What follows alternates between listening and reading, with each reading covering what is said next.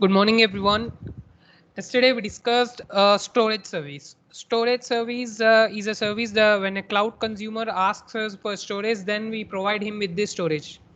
We discussed what are different services present in this storage service. Those are S3, EFS, FSX, S3 Glacier, Storage Gateway, and AWS Backup. Let us recall a few key points from yesterday's session. That is S3 is a object service, while as EFS is Elastic File Systems, use it for Linux systems. FSX is of two kinds. One is FSX for Lustre, and the other one is FSX for Windows File Servers. The fourth one here is S3 Glacier. Here S3 Glacier is low cost storage. It is integrated with S3 simple storage service. And coming to storage gateway, if you want to access all the stored services, then we create a gateway using this storage gateway. And AWS backup, we create a backup plan suitable for us, and this can automatically backup when we have our data lost. Now, but today we'll be looking completely about S3 simple storage service. What is S3? How to use this S3? Why should we use this S3? And we'll be looking what are buckets, how to create a bucket. So for using this service, you have to log into your Amazon Management Console. Then we'll be having a service storage, and in a storage we have an option S3. S3 here, 3SS stands for Simple Storage Service. As I told you, this is an object service. It provides high scalability, data availability, security, and performance. Now here you can see this is dashboard of uh, Amazon S3. It is different from all the two dashboards we saw, that is EC2 dashboard and VPC dashboard. Now this S3 allows us to store huge amount of data, and customers of all types of industries to store their and protect their data. So now why should we use this S3? Amazon S3 provides developers and IT teams with secure storage in S3 clouds. Coming to features of these S3, it is one it is durable, as we can easily store huge data across different availability zone. Whatever our data size is, we can store in this, and we can access it from anywhere in the world. We can store it in any availability zone we want. Now coming to the second feature, it is highly available. So we can store our data in any region we want in this world. If you want to store your data in say US, then you can have your data there. If you want to store it in UK or India or anywhere in the world, it is available for us. So it is highly available. Coming to the third one, it's cost efficient. We are only charged per what we use in here. As you can see in Amazon S3, we create buckets to store our data. So this allows us to use efficiently. We are only charged per what we use according to our requirement per hour. Now coming to the fourth one, it's very secure because the data stored here can be encrypted, and this encryption passwords of the all encrypted storages will be given to us. So it's very secure and you can access it. Now apart from these, it's scalable. I told you what scalable is. We can increase or decrease storage in seconds whenever we want. If you want if you want a high storage, then we can increase our scale up our storage. If we want to decrease our storage, then we can scale down in storage. Now it S3 provides us with high performance. Wherever we are in this world, it provides us with high availability. We can store our data anywhere. Apart from this, we can access high performance using this Amazon S3 simple storage service. Now it is fully integrated with many other services like CloudFront, RDS, Glacier, Yesterday we saw Amazon S3 Glacier, and this Amazon S3 are integrated among one another. So this, apart from Glacier, it is also included. It is also integrated with different services present in different services. Let me tell you here. In services, coming to networking and content delivery, we have an option CloudFront. We can also access this CloudFront from this service, S3 service, in the storage service. So all these services are integrated. Apart from these, it is very easy to use as we are provided with the different options. Here we can store different kind of things, whatever we want. If we want to store data that contains pictures or data that contains videos, anything you can store in a bucket. So apart from it is also very easy to use this Amazon S3. Now when to use this S3? Generally, I told you why to use S3. Now let us discuss when to use this S3. When we require a backup and archiving of data, then we can store any amount of data in this S3 simple storage service. Let me share you my screen.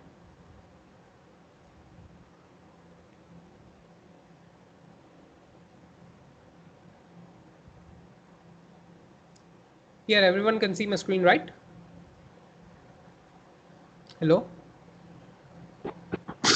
Yes, sure. Yes. Yeah. Hello, Ajay. When to use this simple storage service? The first one is when we require a backup and archiving. Using this, we can, using Amazon S3, we can store any amount of data and we can archive it anytime we want. Apart from this, the second we use is elastic web scale. When we require elastic web scale computing, I told you what elastic web scale web scaling out means. If we want, let me give you a scenario. If we want, if our customers storing data are 100, let us say they are 100 in number, then we require a little storage. Then we can set up this storage according to our requirement. Suppose that if our users got increased by 1000, then we can automatically, or we can increase our storage within seconds. So this Amazon Simple Storage Service S3 provides us with elastic web scale computing. Apart from this, the third one is when we require content storage and distribution. Coming to content storage and distribution, we can directly store our data and can distribute them to users. Here we store our data in different availability zones, different regions across the world, wherever we want. And using this Amazon S3, we can directly provide this data to users. We have some edge locations in this, and using those edge locations, we provide them our data directly. Now the fourth one is when we require a big data. Here using we can also access big data using Amazon S3 simple storage service. That is, we can store images of different types, videos of different types, files of different types, and we can also store financial data. And this is how we use when we use Amazon S3 simple storage service. We can also use Amazon simple storage service when we require static website hosting. Website hosting means to host a website of ours, and suppose we have an website and we want to access this website across the world. Then using this Amazon simple storage service, we can have this static website hosting. Let us discuss an example for this. Suppose that we Facebook is a website, and all our messages, all our content in the Facebook is stored somewhere in the world. So they are hosting their website using this static website hosting. All the data of ours is stored in a Facebook cloud, which is anywhere in this world, that is anywhere in the region or availability zones. So using this Amazon Simple Storage service, they can host website statically and they can store data anytime. And they can also provide data directly from data centers to users using Amazon S3. So that was when we use Amazon S3 Simple Storage Service. I hope everyone is clear with this. If you have any doubt, you can ask me now.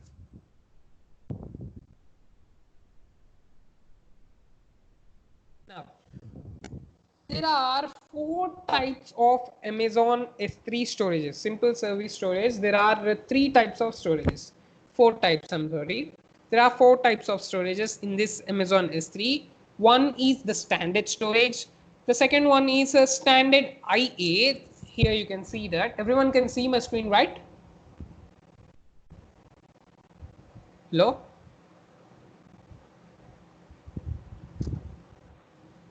Yes. Sure, boss. Yeah. Yeah. There are four types of storages in Amazon S3. One is the standard storage. The second one is standard IA. Here IA stands for infrequent access. And the third one Glacier. And the last one is RRS. RRS stands for reduced redundancy storage. Let us compare these storages according to our requirement. Here, one is durability. Durability is something we can access our data and that ensures us that our data is not lost. Coming to the first type, in durability, the standard provides us with 99.99999% durability. Apart from standard, also standard IA infrequent access and Glacier provide us with 99.99999% durability. And coming to reduced redundancy storage, it provides a lesser durability, that is not too much less. It provides 99.99% durability.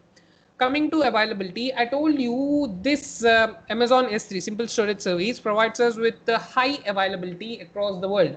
We can store our data wherever we want, in whichever region we want in this world.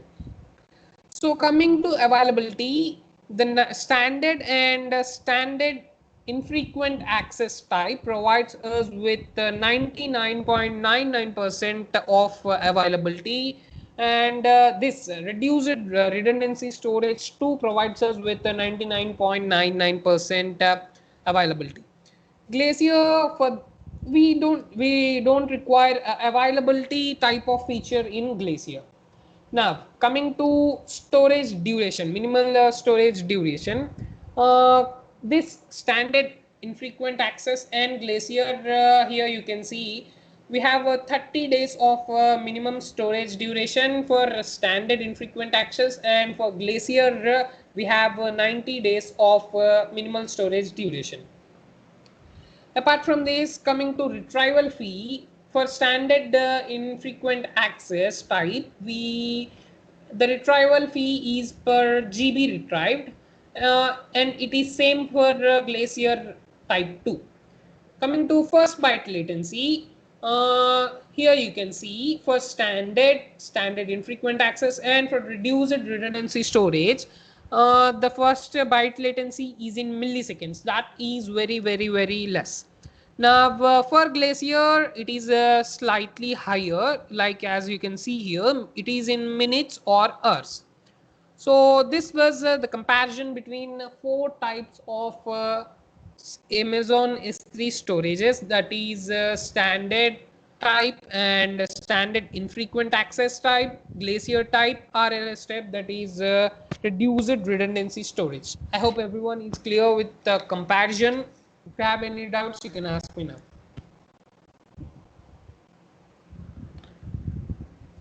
So yes, this was all about S3.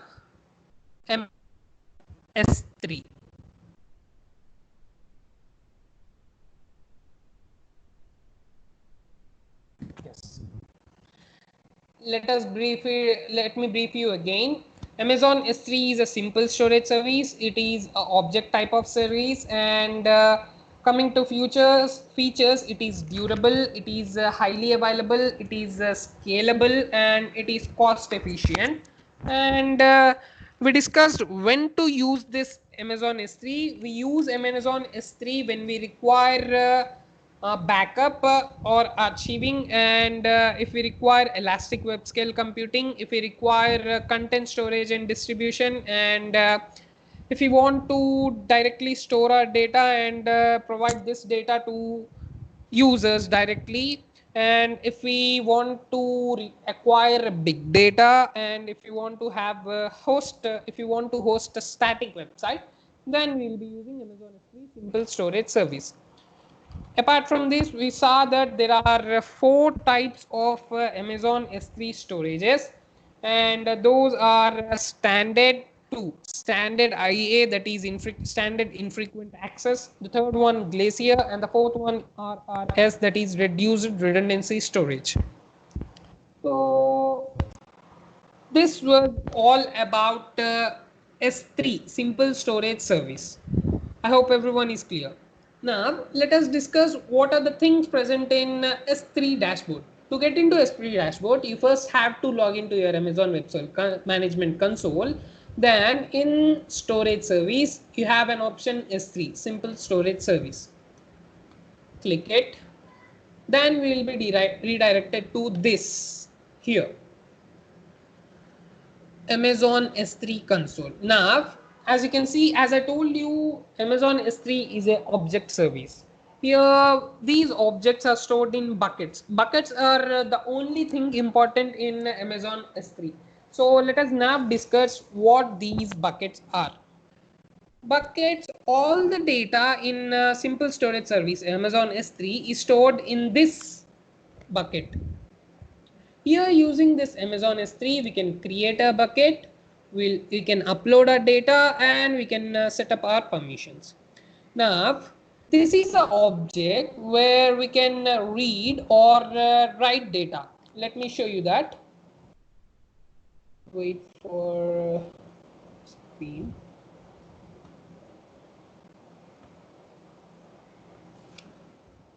Here. This is how a bucket works. Here, all the data we store, like the images we store, the videos we store, the files we store, and the financial data we store, everything is stored in this bucket. And we can also read the data present in the bucket. We can write, that is, we can modify the data present, and we can also delete the data present in the bucket. It is us who decide who can create and who can retrieve a bucket. Let me show you that here. This bucket can be established in any region we want. We allow the users to create a bucket. We allow the users who can retrieve that bucket. We can also allow the users who can delete that bucket, delete the data present in the bucket. We can create a bucket, we can retrieve a bucket, we can delete the data present in the bucket. We can also assign logs to our bucket. So this was all about bucket. If you have any doubts, you can ask me now. So yes, bucket, all the data we store in Amazon S3 simple storage service is stored in this bucket, where we can store any type of objects and any amount of objects in one bucket, and we can store all types of data like images, videos, files, and financial data in this bucket. We can also read our data present in the bucket, write our data present in the bucket, and delete our data present in the bucket. Apart from this, it is us who decide who can create a bucket, who can retrieve a bucket, who can delete a bucket, and where to place, in which region to place our bucket. We can place our bucket. Apart from this, we can also assign logs to our bucket. Now, what are the restrictions present? What are needs we required to create a bucket? Let us see that. here, while you get into this Amazon S3 to create a bucket, you will be having an option here, create bucket. You just want to click it. Now first is bucket name. So here this bucket name should be unique. We should choose a unique bucket name for our bucket, and bucket name must be 3 characters, minimum of 3 characters long, and it should be less than 63 characters.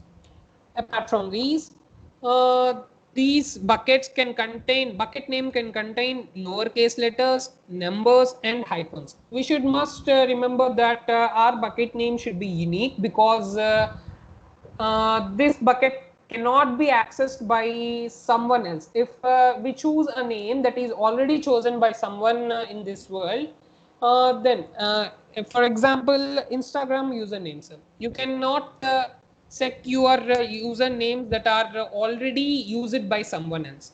In the same way, these bucket names should also be unique. These bucket names should be at least of 3 characters, at most of 63 characters.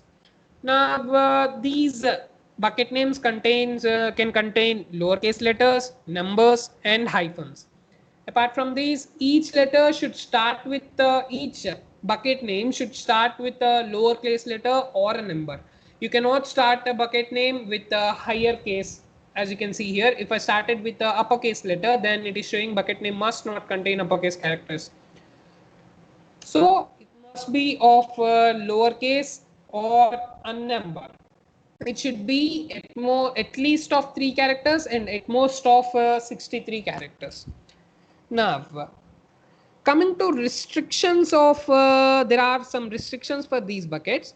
In S3, we can create a maximum of 100 buckets. We can, in these buckets, we can store unlimited objects, whatever objects we want, whatever type of data we want. And apart from this, we can create a bucket. We cannot create a bucket in another bucket. Suppose say that we created a bucket first, and then we wanted to create another bucket in this bucket, then it is not possible. So this was all about the buckets. I hope everyone is clear with this. If you have any doubts, you can ask me now. Yes. So let us now see how to create a bucket. I'll be demonstrating you a video now. Everyone see and learn how to create a bucket. Now first, to create a bucket, we have to name it. We have to provide it a unique name. I am providing it with my ID number.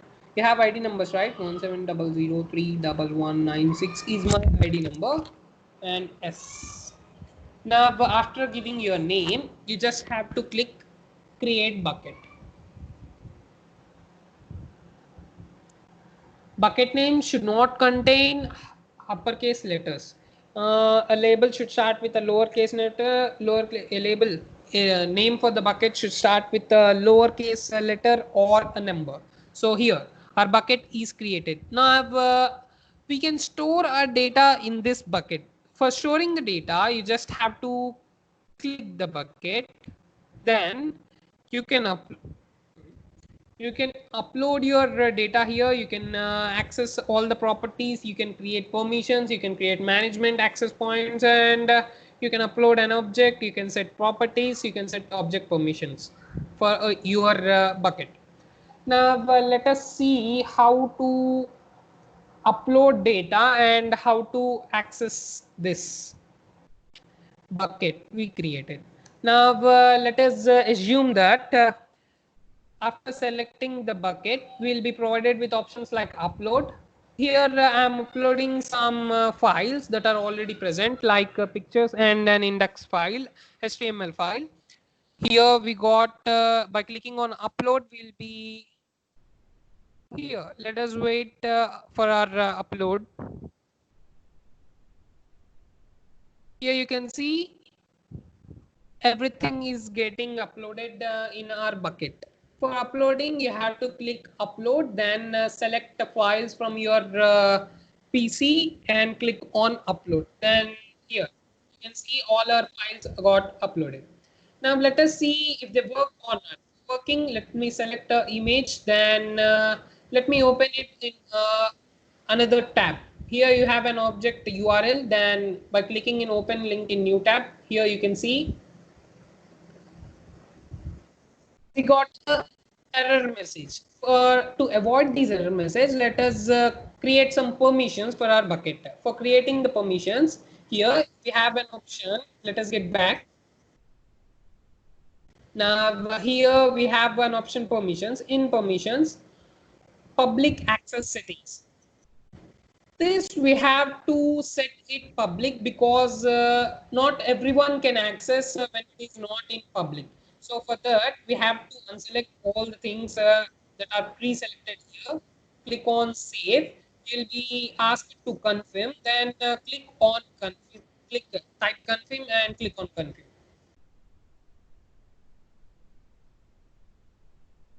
Here we got our public access settings uploaded successfully. Now let us get back and do the same. Let us make public all the files we have. To do that, I selected everything, and by clicking on getting into actions and clicking on make public, I created one. Now here, let us do the same. Open the URL in the new tab again. Here, open link in new tab. Now you can see our files, our data stored in the bucket got created or got opened. We can access that data. So this is how we set our bucket in Amazon S3 console. We first have to select it by clicking on upload. We can we can upload all our data we want to store in this bucket, and if we want to make it public, we cannot access when it is not public. So for making in public, we have to get into permissions, and in permissions we have an option block public access. By blocking it, we can as you can see, we will have an you have to click on edit, then not I'm unselecting everything. Then by clicking on save, you will be asked to confirm. You have to type here confirm. Then by clicking on confirm, you'll be given a public access. Your public access, if you want to do, if you want to make public your all the things uploaded, then you just have to click it. You'll be having an option action, and here in actions you will be having an option make public. By clicking on make public, everything will be made public, and you can access all the data stored in your Amazon S3 bucket, simple storage service bucket. So this was how to create a bucket and how to upload things in bucket and how to set your permissions to public. So I hope everyone is clear with this. If you have any doubts, you can ask me now. So all the data we store in our S3 is stored in a bucket. This bucket can contain unlimited objects, and it is us who decide who can create a bucket, who can retrieve a bucket, who can delete a bucket. Apart from this, to create a bucket name should be unique. A bucket name contains lowercase letters, numbers, and hyphens. It should not contain uppercase letters. It should be at least of 3 characters and at most of 63 characters. Apart from these, each label should start with a lowercase letter or a number. It should not start with a hyphen. And there are some restrictions, like we can create 100 buckets we can create only 100 buckets, and we can store unlimited options in this bucket, and we cannot create a bucket inside another bucket. And to create a bucket, you just have to get into Amazon S3 dashboard, simple storage service dashboard, and here in dashboard you have an option create a bucket. By clicking on create bucket, you will be asked to create a name for it. You have to select a unique name for your bucket. After giving your name, you will be asked to select a region. You can select anything, you can select any region you want, and by just clicking on create a bucket, you can create a by clicking on create, you can create a bucket. So I told you there must be a unique name. Let us give the same name we given for last one. As you can see, bucket name is already owned by you, so we cannot access the bucket names that are already used by anyone in this world. So these bucket names should be unique. For this bucket name to be unique, generally what people do is they use their organization names followed by their IDs. By using this type of naming, you can have a unique bucket name and you can have a bucket. After creating a bucket, you can view your created buckets here in this dashboard. By clicking on the bucket, you will be redirected here. By clicking on upload, you can upload all the data. You can store all the data, whatever the data you want that is present in your data center or PC. After uploading, to access it, you have to change the permissions. For changing the permissions, you have to get into permissions here, and by clicking on block permission editor, you will be asked to confirm. Then you will by typing confirm and clicking confirm, you will be changed all your permissions to make all the data stored public. Select everything, get into actions. By click, you will be having an option make public, and here in make public, you can by clicking make public, you can make your stored data public, and you can access it. How you can access it? We saw how to access our data. So this was all about buckets, how to create buckets. Today we saw overview of Amazon S3. I hope everyone is clear with this. Tomorrow we'll be looking how to change permissions, what are different properties present in the bucket, how to change these properties, how to host a static website, and how to store data. So that's all for today. I hope everyone is clear. If you have any doubt, you can ask me now.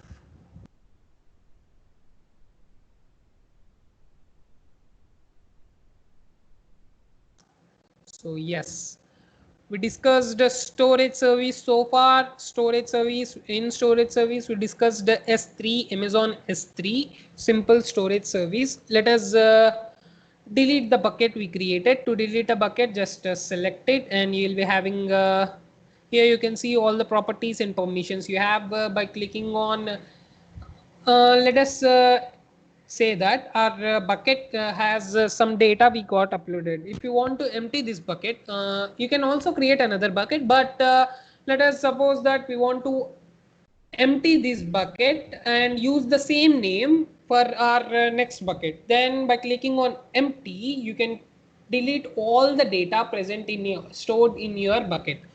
If you click on delete, your bucket name will get delete.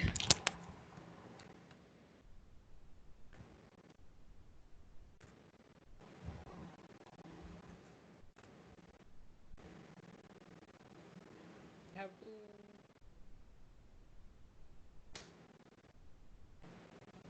now here our bucket got deleted. This is how we create a bucket.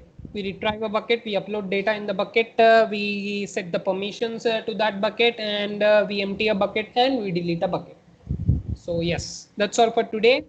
I hope everyone is clear. If you have any doubt, you can text me, and thank you.